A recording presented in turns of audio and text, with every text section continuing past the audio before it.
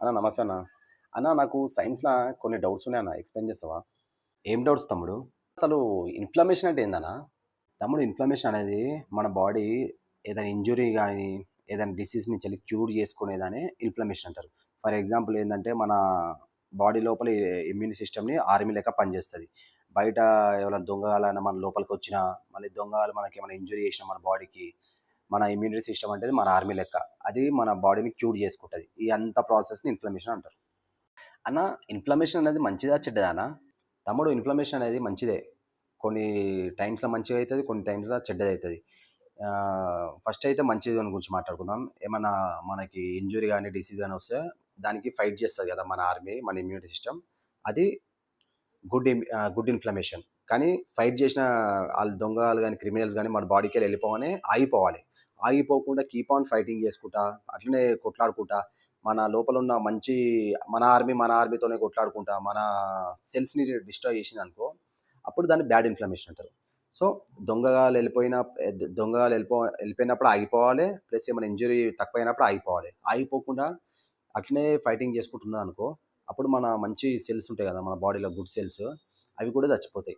So, ఆ చచ్చిపోయే టైంకి దాన్ని బ్యాడ్ ఇన్‌ఫ్లమేషన్ అంటారు. సో, గుడ్ ఇన్‌ఫ్లమేషన్ ఉంటది. బ్యాడ్ ఇన్‌ఫ్లమేషన్ ఉంటది. గుడ్ ఇన్‌ఫ్లమేషన్ మంచిది. బ్యాడ్ ఇన్‌ఫ్లమేషన్ చెడ్డది. అన్న అక్యూట్ ఇన్‌ఫ్లమేషన్, క్రోనిక్ ఇన్‌ఫ్లమేషన్ అంటే ఏంటిదన్న? ఇప్పుడు అక్యూట్ ఇన్‌ఫ్లమేషన్ అంటే షార్ట్ టర్మ్ ఇన్‌ఫ్లమేషన్. చిన్న చిన్న రోగాలేమైనా ఉంటాయనుకో, చిన్న చిన్న డిసీజ్ గాని, ఏమైనా కట్ గాని, ఏమైనా బ్లడ్ రావడం గాని, దాన్ని స్టాప్ జేసి, దాన్ని క్యూర్ జేసేదాన్ని అక్యూట్ ఇన్‌ఫ్లమేషన్ అంటారు. షార్ట్ టర్మ్ ఇన్‌ఫ్లమేషన్ అది.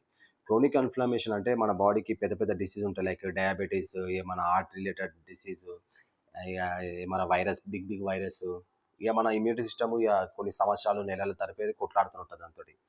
దాన్ని క్రోనిక్ ఇన్‌ఫ్లమేషన్ అంటారు. అన్న అసలు మన బాడీ‌ల ఇన్‌ఫ్లమేషన్ అనేది ఎట్లా స్టార్ట్ అయితదన్న? తమ్ముడు మన బాడీకి మన foreign particles something like bacteria, micro organisms ఏమైనా ఎంటర్ అయినాయనుకో, ఎంటర్ అయినప్పుడు అది పోయి ఒక సెల్‌కి అటాచ్ అయితది. అటాచ్ అయిన సెల్ ఏం చేస్తదంటే కొన్ని కెమికల్స్ అనేవి రిలీజ్ చేస్తది. ఆ కెమికల్స్‌ని ఇన్‌ఫ్లమేటరీ మీడియేటర్స్ అంటారు.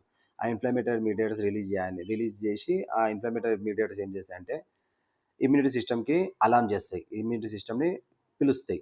మమ్మల్ని కాపాడు, మమ్మల్ని ప్రొటెక్ట్ చేయని. సో, అప్పుడు ఇన్‌ఫ్లమేషన్ అనే ప్రాసెస్ అనేది స్టార్ట్ అయితది. అన్న ఈ ఇన్‌ఫ్లమేటరీ మీడియేటర్స్ అంటే ఏందన్న? తమ్ముడు ఇన్‌ఫ్లమేటరీ మీడియేటర్స్ అనేది 2 రకాలుంటాయి. నంబర్ 1 ఏందంటే ప్రో ఇన్‌ఫ్లమేటరీ మీడియేటర్స్. ఇది ఏం చేస్తదంటే ఇన్‌ఫ్లమేషన్ అనేది స్టార్ట్ చేస్తది. ఇంకోటి యాంటీ ఇన్‌ఫ్లమేటరీ మీడియేటర్స్. ఇవేం చేస్తాయంటే ఇన్‌ఫ్లమేటరీని స్టాప్ చేస్తది.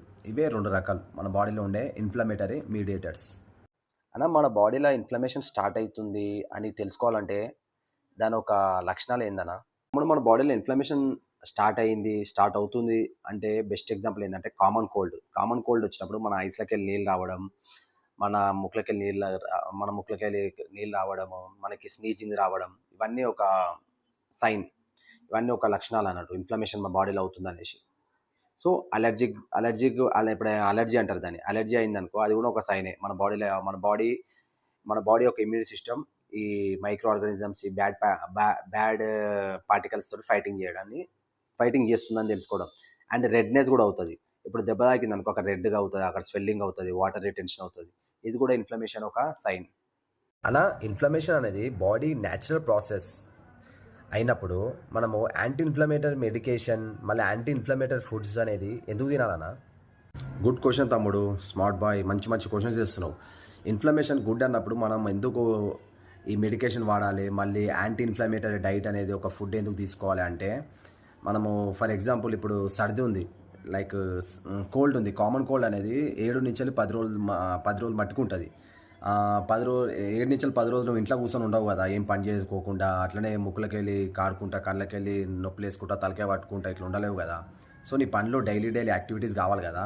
సో, దానికి ఇది యాంటీ ఇన్‌ఫ్లమేటరీ డ్రగ్స్ అనేది యేసుకొని లైక్ టాబ్లెట్ యేసుకొని మనం దాని ఈ హెడ్‌ఏక్ గానీ, ఈ స్నీజింగ్ రావడం గానీ, ఈ రన్నింగ్ నోస్ రావడం గానీ స్టాప్ జేసి మన పనులకు మనం పోతాం.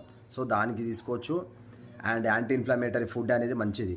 నువ్వు ఇన్‌ఫ్లమేషన్ ఉన్నప్పుడు తీసుకోవాలి. ఇన్‌ఫ్లమేషన్ ఒకవేళ లేకపోయినా యాంటీ ఇన్‌ఫ్లమేటరీ ఫుడ్ తీసుకుంటే ఇన్‌ఫ్లమేషన్ అనేది మన బాడీకి అంటే రోగం అనేది ఇమ్యూనిటీ పవర్ అనేది బూస్ట్ అవుతది. సో, దానివల్ల. సో, యాంటీ ఇన్‌ఫ్లమేటరీ డ్రగ్స్ అనేది ఒక 2-3 డేస్ ఆగాలే. నీకేం పని లేదనుకో ఇంట్లో కూర్చొని పెయిన్ సఫర్ అయితూ ఉండగలుగుతావంటే ఉండొచ్చు.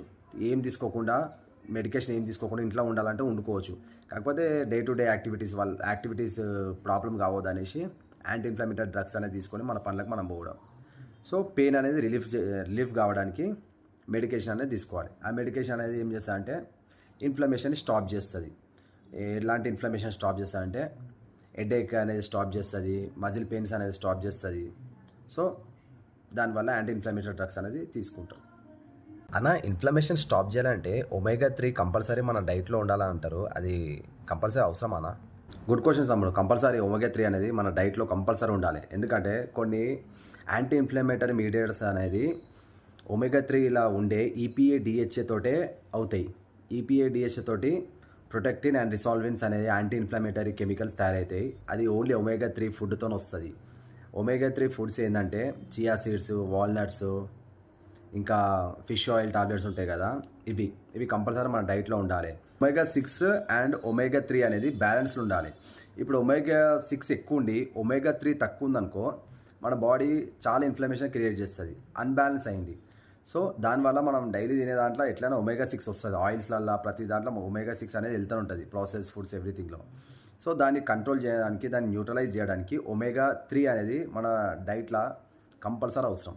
సో అప్పుడు మనం హెల్తీగా ఉంటాం, ఏం రోగాలు లేకుండా ఉంటాం.